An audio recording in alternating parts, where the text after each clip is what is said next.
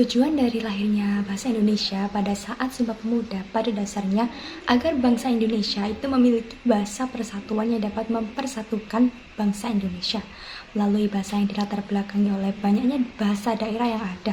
Sebelum adanya bahasa Indonesia, belum ada bahasa yang memiliki fungsi untuk mempersatukan bangsa dalam perspektif persatuan dan kesatuan bangsa Indonesia.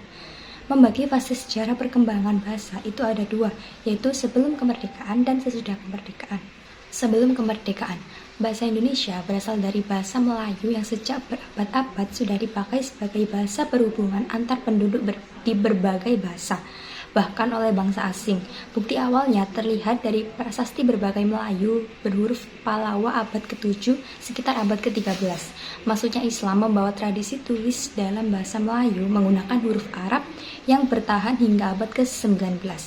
Puncak penting terjadi pada 28 Oktober 1928 sesudah kemerdekaan setelah proklamasi UUD 1945 pasal 36 menetapkan bahasa Indonesia sebagai bahasa negara, yang artinya bahasa Indonesia selain sebagai bahasa nasional juga dipakai dalam urusan pemerintahan dan kenegaraan. Pasca kemerdekaan, jumlah pemakainya itu semakin bertambah dan kedudukannya makin kokoh. Pemerintah Orde Lama dan Orde Baru menunjukkan perhatian besar dengan menunjukkan lembaga kebahasaan, kini menjadi pusat bahasa serta menyelenggarakan Kongres Bahasa Indonesia. Nah, di globalisasi saat ini, bahasa Indonesia menghadapi tantangan dari dominasi bahasa Inggris. Nah, walaupun menguasai bahasa asing bermanfaat, muncul kecenderungan masyarakat lebih bangsa memakai bahasa Inggris daripada bahasa Indonesia. Kongres Bahasa Indonesia yang sudah dilaksanakan itu ada 10, mulai dari Kongres Bahasa Indonesia yang pertama sampai yang ke-10.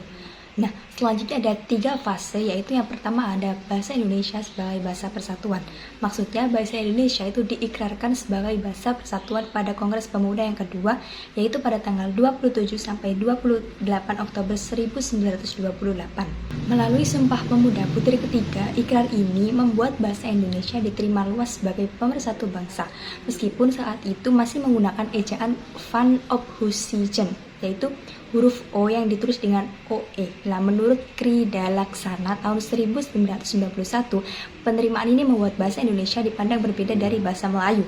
10 tahun kemudian, Kongres Bahasa Indonesia atau KBI itu diselenggarakan di Solo pada tanggal 25 sampai 28 Juni.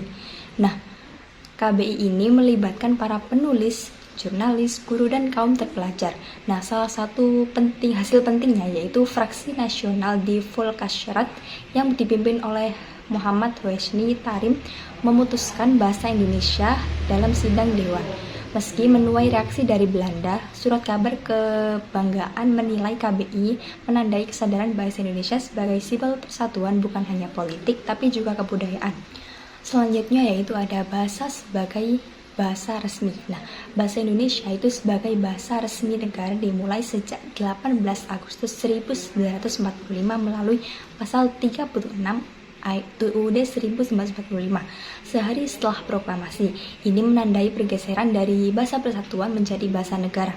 Pada tahun 1947 lahirlah ejaan Suwandi atau ejaan Republik yang menggantikan ejaan Van Ophusijen, salah satunya mengubah OE menjadi O. Pergantian ini dipandang sebagai wujud nasionalisme bangsa. Kemudian, Kongres Bahasa Indonesia yang kedua di Medan tanggal 28 Oktober sampai 2 November 1954 itu melahirkan panitia pembaruan ejaan. Nah, hasilnya itu menjadi cikal bakal ejaannya disempurnakan yang diresmikan pada tahun 1972 melalui Kapres nomor 57. Seperti ini, yang berlaku hingga tahun 2015. Nah, Kongres dan Seminar Kebahasaan juga menghasilkan politik bahasa nasional, yaitu kebijakan pemerintah dalam pengembangan dan pembinaan bahasa. Pengembangan bahasa itu memperluas pemakaian bahasa lewat pengajaran media dan lain-lain. Sedangkan pembinaan bahasa itu meningkatkan mutu bangsa melalui pendidikan dan pemasyarakatan. Dengan usaha tersebut, kedudukan bahasa Indonesia sebagai bahasa resmi negara semakin kokoh hingga era Seminar Politik Bahasa tahun 1999. Selanjutnya yang terakhir yaitu bahasa Indonesia sebagai bahasa internasional. Nah, fase ini itu melanjutkan fase bahasa negara resmi ditandai Kongres Internasional 9 Bahasa Indonesia di Jakarta pada tanggal 28 Oktober sampai 1 November tahun 2008 dengan tema Bahasa Indonesia Membentuk Insan Indonesia Cerdas, kompetitif di atas pondasi peradaban bangsa. Nah, penggunaan kata internasional menandai tekad agar bahasa Indonesia diakui dunia.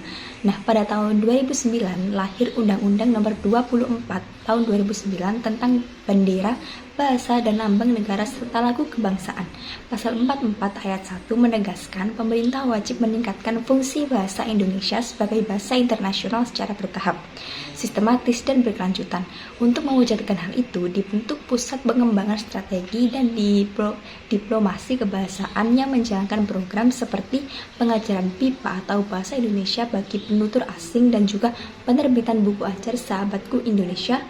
Ada juga pengiriman buku BIPA ke luar negeri. Nah, hasilnya hingga pada tahun 2015 bahasa Indonesia telah diajarkan di 45 negara.